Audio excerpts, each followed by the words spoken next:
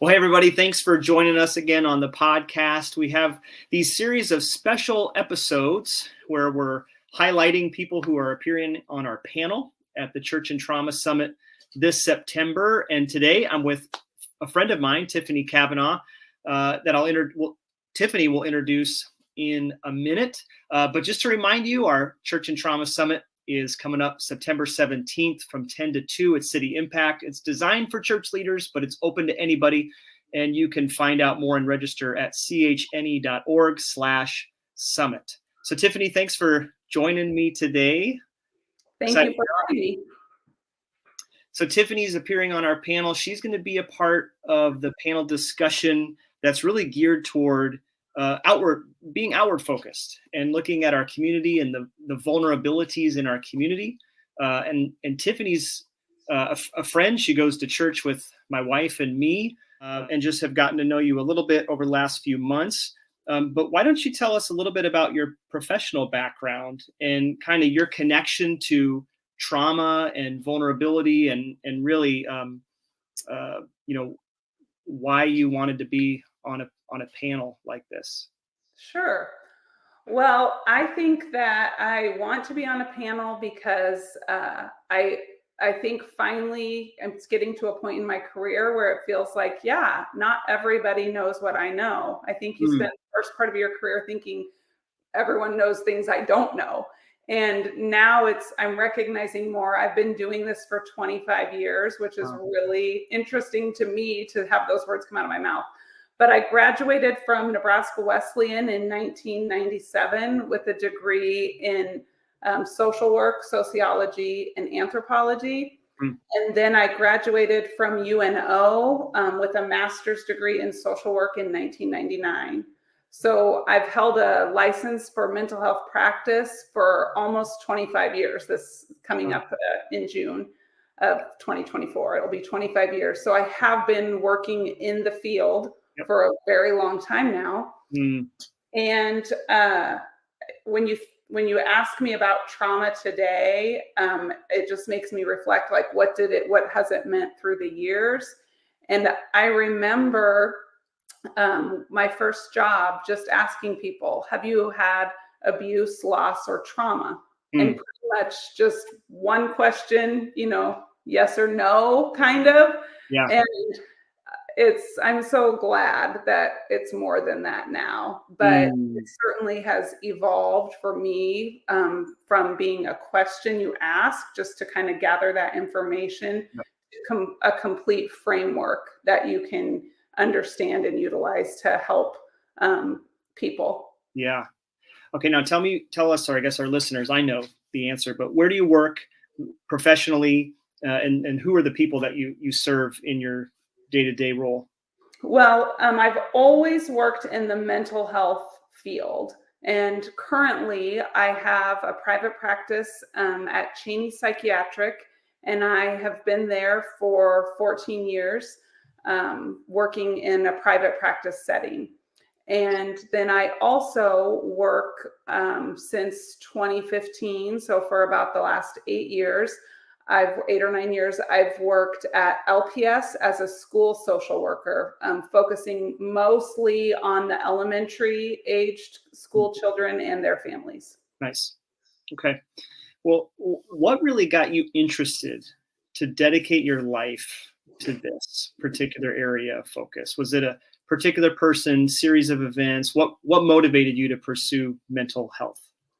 Well, I think it's one of those things, if you ask me this question 5 times, you could get 5 different answers, because I just don't know the one thing. But many things, I think, just, God just leading the path, even the path I didn't know was there. But I do remember being a young, elementary aged person or girl reading an article in a TV Digest or Reader's Digest, and a celebrity that I liked talked about raising money for child abuse. And I really didn't, that was foreign to me to think about kids getting abused. But I think I remember that for a reason. I think that seed was planted, like, that's interesting to me. I feel I feel like maybe just that started that compassion, and that compassion just kind of carried me all throughout my life, just having compassion for people who are, kind of underdogs or kind of suffering. But I had no idea the depths that people suffer when Sure. I was a Yeah. young kid, Yeah. but the more you live your own life, it's inevitable. You will encounter Yeah. hardships, suffering, and so it all makes sense, Yeah. over time, how God has just used that compassion and grown that into what it is today. Awesome. Yeah. I mean, I think back to my childhood. I had a really good upbringing. My parents were loving parents. But as I look back kind of on some of the kids I interacted with in schools, I could probably look, especially with what I do now in the organization I work with here at CH, is like, well, I could probably see there was probably some neglect or at least emotional abuse happening. But Mhm. when you're just in that world as a kid, you don't know. You don't And know. you don't know. And so I just think it's cool that like a Reader's Digest was that initial thing that God used. So I love that.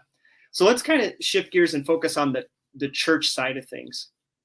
So you work at a private practice, you're in a public school, but when you think about the words church and trauma coming together, what really comes to mind? Well, I can say, especially thinking back, like if somebody told me, like, because again, if you are asking the sort of the assessment questions, one of the assessment questions has always been, do you attend church? What is your religion? Do you consider yourself religious? And, so people will answer that, and sometimes that's all it is a question. But for me personally, I always have felt like, oh, good. They were raised going to church, or their grandma took them to church, or they go to Wednesday nights with their neighbors, or things that, you think it's now I would know we could call that like a resilience. But I think even before I Sure. knew what it was called, it would still excite me that people would have access to something that not everyone has access to in terms of whatever they're dealing with in life. Yep. Okay. So one of the things that we do here at CH, and I know you've been a part of at least one training that we've done, is we help the church learn about trauma. And I think personally, the church is we've been notoriously lagging behind in understanding trauma, really in all its forms: abuse, neglect, emotional, religious abuse, all different kinds of abuse, and really how to respond. And so as you think about a summit, a conference like this, and then just in your own day-to-day work and as a church member, what are some of your hopes and aspirations for how the church can move forward to really be trauma informed and responsive for Mhm. the people in our communities? Mhm. Well, I think about my question that I would ask people in a clinical setting, which is, do you have beliefs that help you or sustain you? Hmm. And, how they answer that question can really impact their treatment or the conversations that you can have. But on the flip side of that, there's also the question of, do you hold religious or spiritual beliefs that hurt you? And Hmm. I think that Hmm. you can find those people who have been hurt or who have been misled about what the church is or what the Hmm. gospel is. Yeah. And I I'm not always able to get there with people. Sure. But if I can get there with someone, I want them to know, you know, mostly what people are looking for is hope or a lifeline. Yeah. And I have that personal conviction that that is found in a personal relationship with Jesus. Yep.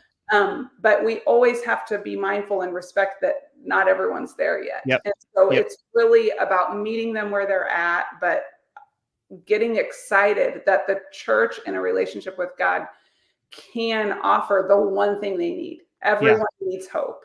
Yeah. And everywhere else, you can come up fairly empty, you Yeah. know. in 100%.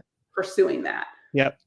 So I want to, sorry, go ahead. no, I kind of want to double click on what you said at the beginning there. The second question you ask is, what religious beliefs do you hold that harm you? Mm-hmm. Our CEO, Roy, and I have talked on this podcast about a lot of different beliefs that are probably not rooted in the scriptures that people believe.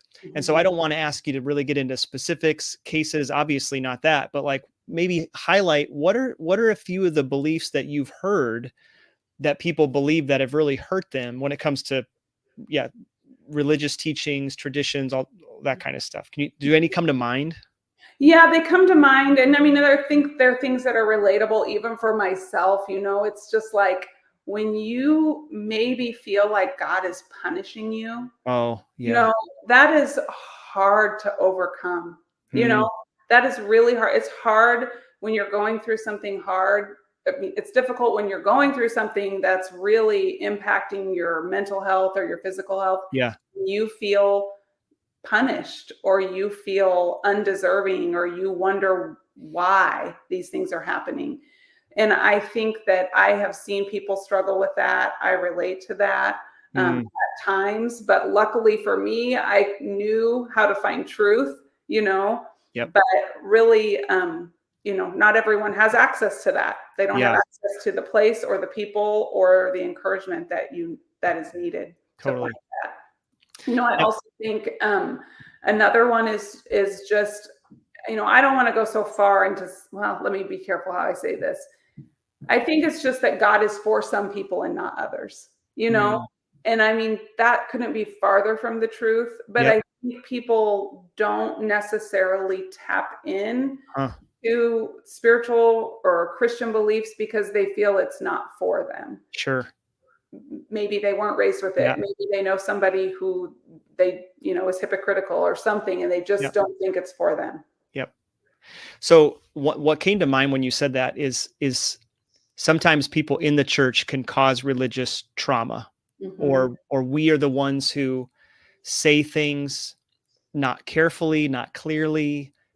We don't tether it to scripture as much as we should. And we kind of just, we have our own issues. And then all of a sudden it comes out of our mouth in a Bible study, in a lecture, in a sermon, whatever.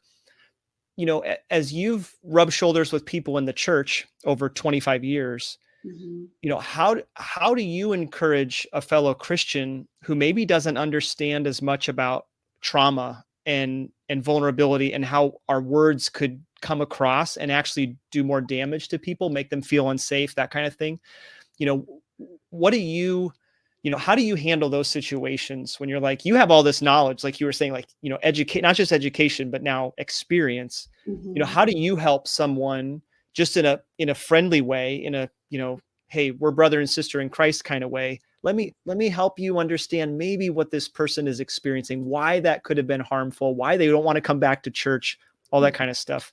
Does my question make sense? Yeah, I'm trying to think like if my answer will make sense, but we'll figure this out. I think it's just so important to meet people where they're at and have the love sometimes that only God can give. Like only God can love somebody at times, because the manifestation of the traumas and things make people sometimes very unlovable, or you can't make sense of their behavior or their choices. And so I think that and I attended the training with Christian Heritage, and it was Ronnie, I believe, who was giving that training that I attended. And I was like, this is an excellent training. I mean, even for myself, kind of knowing the main points and all the high points, I felt like I learned something, and I felt like it was just very, very good. Shout out Ronnie. Yeah, she's amazing. Yes. And I just think that the more people can understand that this is difficult. It is difficult to understand somebody, but you don't have to have all the answers. Meet them where they are at and show them the love and give them the invitation and truly let the Holy Spirit do the rest. That's good. I mean, obviously asking questions, being curious helps. And sometimes as Christians, we can get quick into lecturing and teaching. I can't remember if Ronnie talks about that in her lesson that you were referencing, but I just think when we encounter people who are struggling, asking them, tell me about your story rather than, well, let me tell you how to live your life, which we can just go to too easily. Yeah. And we don't have all the answers for people because we haven't walked in their shoes, but there's so much richness in the Bible. And if you get an opportunity to dig in to the Bible with somebody who's been through trauma, they will find their story in there. Yes. A lot of trauma in the scriptures. I mean, you think about all the stories. Yeah. Yes. And so, just hoping and praying that people can connect and get to the place where they can do that, but a lot of things that go back to trauma go back to survival. And so people are trying to survive. That's so good. Okay. We'll end on this note here. This summit is really about bringing churches together to have a unified call that the Church of God is the place where people can come and experience healing and find hope, because that's where they meet Jesus, in this community of people who are just as broken. And so what excites you about this event, and really, what could come of it, and maybe I'll ask a follow-up question. Just, what would you say to somebody who's maybe listening? They're like, I don't know if I should go and give up the 4 hours. And these will be church people. Yeah. Church leaders and their staff. I mean, again, that's kind of, that's who it's geared for, but any church member can come, but yeah, it's church people. So what excites you? And then how would you encourage somebody to be there? Well, I think what excites me is that the church is willing to enter this territory, because there isn't a better way for people. I mean, there just isn't a better way. But it requires a lot of patience, and it requires, one of those basic principles in working with someone is letting them determine for themselves what they want and what they don't want. Wow. So just for churches to be available and ready for people when they're ready, I think is so exciting. That's quotable. That's good. I like that. Yay. That was really good. Really good. I had this it was a first time opportunity. It's the first time I've had this opportunity, but it was really cool. This last winter, I kind of took on this project of writing, collaborating with a professor in California for a book that's supposed to be for school social workers. So it's my field. But so we were assigned to write together, and we were assigned what to write about. But our chapter ended up being about the next phase, I want to say. Like, we went from trauma informed to trauma capable, trauma responsive. And if that progresses, it could easily progress to what they're calling healing centered engagement. Okay. Well, isn't that awesome to think about the church taking on a role in healing engagement? And, in the model of healing centered engagement, it's holistic, and it is tapping into faith communities, and it is giving people access to stories that they can relate to.